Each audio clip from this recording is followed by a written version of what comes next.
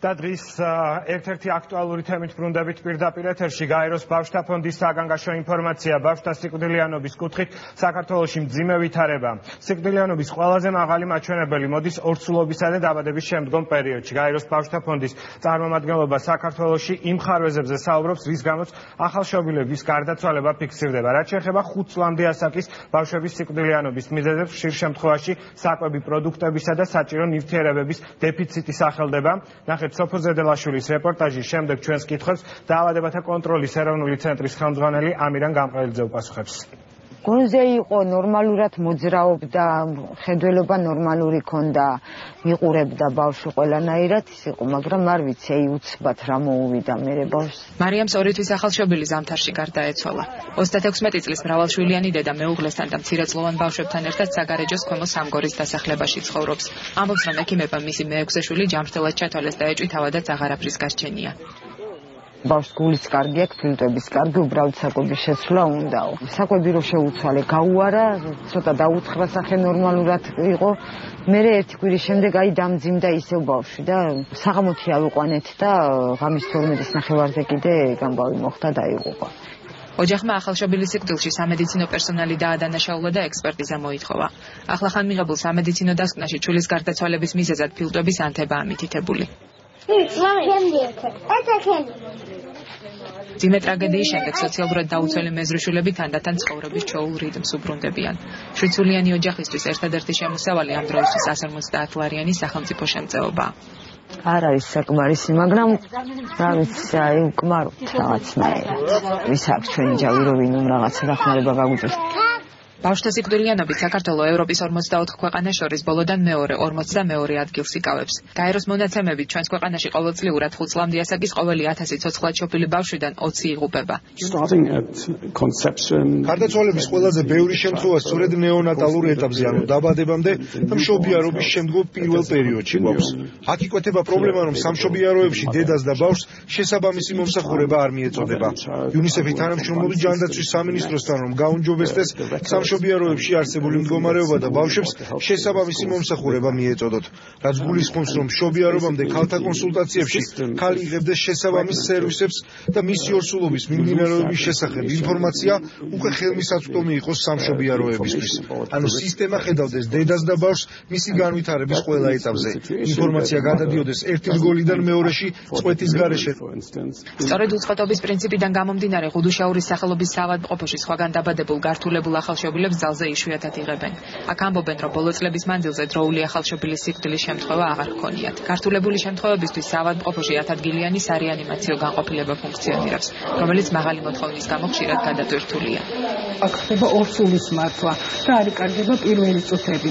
როცა რაიონიდან ხდება ბავშვის გადმოყვანა, იქ პრაქტიკულად პირველი საათებზე წუთები იკარგება, რომელსაც ძალიან დიდი მნიშვნელობა აქვს, როგორც განსაკუთრებით მცირე მასის ახალშობილების, როგორც გადარჩენისათვის, ასევე საბოლოო გამოსავლის.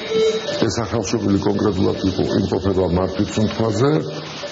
მეცხრე არხის გადამღების ჯგუფის სარეანიმაციო განყოფილებაში ყოფნისას ბლოკში კიდევ ერთი ახალშობილი შემოიყვანეს.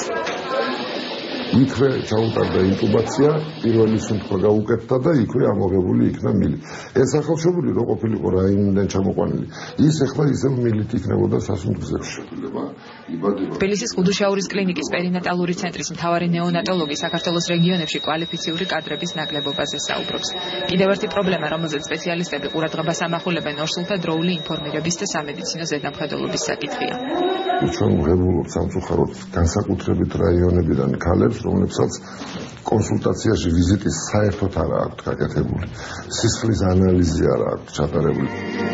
გულის ფორტიფიკაციის ანუ ორგანიზმისთვის აუცილებელი ნივთიერებებით გამდიდრების სავალდებულო პროგრამის შემოღება და დედათა და ჩვილთა ვიტამინებით და მიკროელემენტებით უზრუნველყოფა ის ნაბიჯებია, რომელიც გაეროს ბავშვთა ფონდის შეფასებით სახელმწიფოს დაუყოვნებლივ შეუძლია გადადგას, რაც ბავშვთა სიკვდილიანობის მაჩვენებლებს საგრძნობლად შეამცირებს. გრაუმანის აზრით, საქართველოში ერთი მხრივ სამშობიაროების რაოდენობა უნდა შემცირდეს, ხოლო მეორე მხრივ ის სამშობიაროები გაძლიერდეს, სადაც სტატისტიკურად უფრო მეტი ბავშვი იბადება. ამ ნაბიჯებს გაეროს წარმომადგენლის შეფასებით ბავშვების სიცოცხლის გადარჩენის გარდა ქვეყნისთვის კიდევ ერთი მნიშვნელოვანი შედეგის მოტანა შეუძლია. სიკვდილიანობის შემცირება მხოლოდ იმას არ ნიშნავს, რომ ეს ბავშვები გადარჩებიან. თუ ბავშვი ვერ იღებს შესაბამის კვებას და მომსახურებას, ეს მის გონებრივ განვითარებაზეც მოქმედებს. მას ვერ ექნება მაღალი აკადემიური მოსწრება და ვერ იქნება კონკურენტული შრომით ბაზარზე. ამ მიმართულებით ინვესტირება უმნიშვნელოვანესია არა მარტო ბავშვების გადარჩენისა და გამოჯამრთელებისთვის, არამედ ბევრად უფრო გრძელვადიან პერსპექტივაშიც.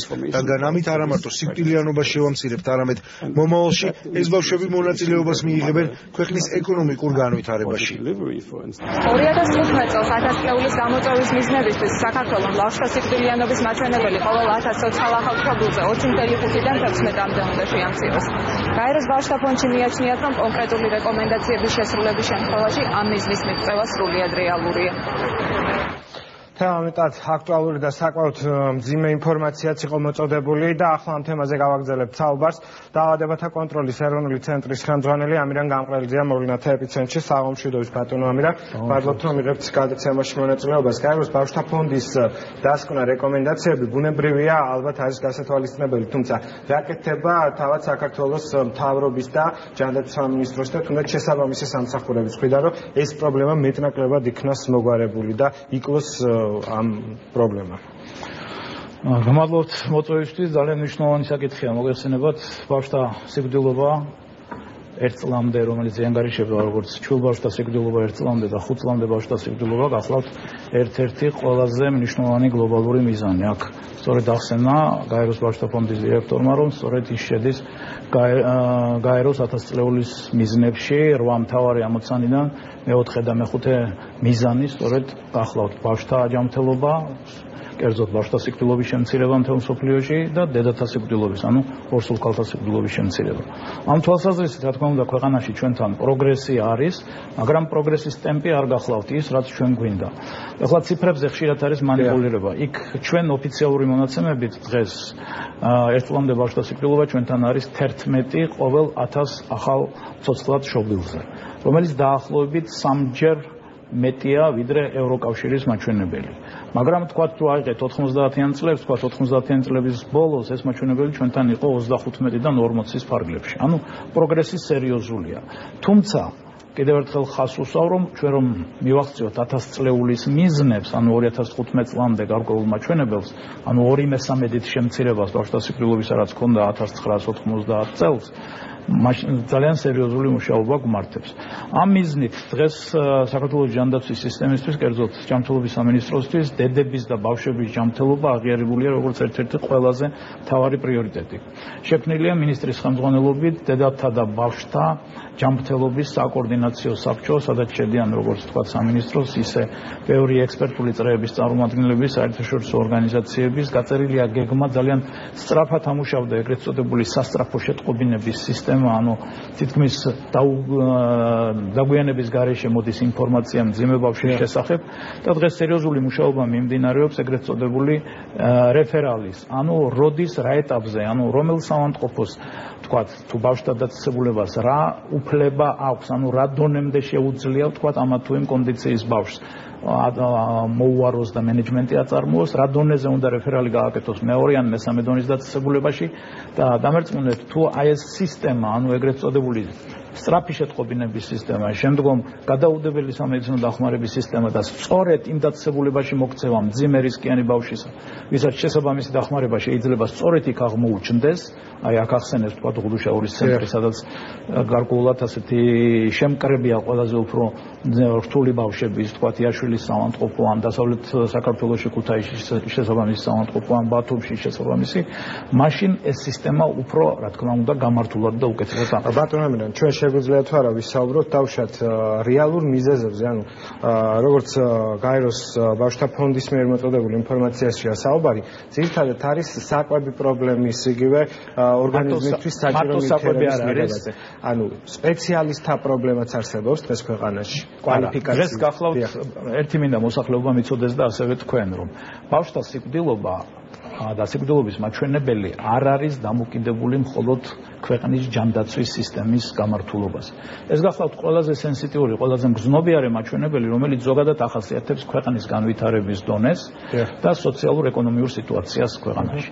რაც გინდათ ჯანმრთელობის სისტემა, რა თქმა უნდა, ძალიან გამართული, როდესაც არის, ცირდება ბავშვთა სიკვდილობა, მაგრამ უპირველესი, ვთქვათ, დეტერმინანტი, განსაზღვრელი თუ რამ შეიძლება ბავშვთა სიკვდილობის დონე ქვეყანაში შეამციროს, ეს არის ქვეყნის ეკონომიური ზრდა და ქვეყნის სოციალურ-ეკონომიური განვითარება. რაც მაღალია ქვეყნის სოციალურ-ეკონომიური განვითარება, მით დაბალია ბავშვთა სიკვდილობა. რა თქმა უნდა, სამედიცინო სფეროს და ჯანდაცვის სფეროს აქვს ერთ-ერთი წამყვანი როლი თუ როგორ ფუნქციონირებს, როგორ გამართულად, რაც თქვი და ხაზი გაუსვი აქ თუ როგორ არის დროულად, თქვათ, დიაგნოზი დასმული, დროულად ბავშვი გადაყვანილი შესაბამის დაწესებულებაში, დროულად მოვლილი და კარგად მოვლილი და შესაბამისი ღონისძიებები გატარებული, მაგრამ ხაზს უსვავდა იქ ბატონმა გაეროს ბავშვთა ფონდის დირექტორმაც აღნიშნა, რომ ჩვენთან სიღარიბის დონე სამწუხაროდ დღეს კიდევ და განსაკუთრებით ბავშვებია იმ ანგარიში დასახელებული და ახლობით 77,000 ბავშვი ქვეყანაში არის სიღარიბის. რაც შეეხება ინფრასტრუქტურას, ანუ ბავშვებთან დაკავშირებით, რამდენად არის ჩვენს ქვეყანაში ჯანდაცვაში და სამედიცინო დაწესებულებებში მათთვის ინფრასტრუქტურაში? იცით, რომ ბოლო წლებში გარკვეულად ინფრასტრუქტურა გაუმჯობესდა, მაგრამ არა იმ თვალსაზრისით, კიდევ ხაზს უსვავ, სადაც ეგრეთ წოდებული მაღალი დონის, ანუ საუნივერსიტეტო დონის, ყველაზე მაღალი დონის სამედიცინო დახმარება ტარდება. ამისთან ასულ თითზე ჩამოსათვლელი რამოდენიმე დაწესებულება ქვეყანაში აქვს თქვენ საკადრო რესურსზეც ბრძანეთ. რა თქმა უნდა, ეს ერთ-ერთი უმნიშვნელოვანესია, სწორედ მომზადებული საკადრო რესურსი, სწორედ ბავშვთა ეგრეთ წოდებული ყველაზე პატარა, ანუ ნეონატალური ასაკის ბავშვთა გამოზრდისა და ნეონატალური ბავშვთა სამედიცინო დახმარებისა. აქ რა თქმა უნდა სერიოზული პრობლემები აქვს ქვეყანაში და ადამიანური რესურსის მზადება დაწყებიდან მემხედველობაში მაქვს სტუდენტობიდან და შემდგომ უკვე მთელი პერიოდის განმავლობაში ექიმების ერთ-ერთი ყველაზე მნიშვნელოვანი პრობლემაა ქვეყანაში, ანუ საკადრო რესურსი. დიახ. და თქვენი საუბრიდან გამომდინარე ფაქტია, რომ 2015 წლისთვის საქართველოს ეს მაჩვენებელი 20.5-დან უნდა შეამციროს 16-მდე, რისთვისაც აქტიურად მიმდინარეობს მუშაობა. დიახ, ეხლა ამაზე კიდევ ერთხელ ვამბობ, ციფრებზე ჩვენ ხშირად ვერ ჯერდებით, იმიტომ რომ ოფიციალური ციფრი დღეს ჩვენ გვაქვს, ოფიციალური სტატისტიკის, სამედიცინო სტატისტიკის 11 ერთწლამდე ბავშვთა სიკვდილობის, ანუ 11 პრომილია. ის 20 და 16 გახლავთ ეგრეთ წოდებული შეფასებითი მაჩვენებლები, რომელიც ხშირად სადავოა. დიდი მადლობა ბატონო ამირან, რომ ამ თემასთან დაკავშირებით გამონახეთ დრო და მიიღეთ გადაცემაში მონაწილეობა. ახლა რეკლამის დროა, რეკლამის შემდეგ ბიზნესის დრო და თეაშველიძე უნდა შემოგვიერთდეს.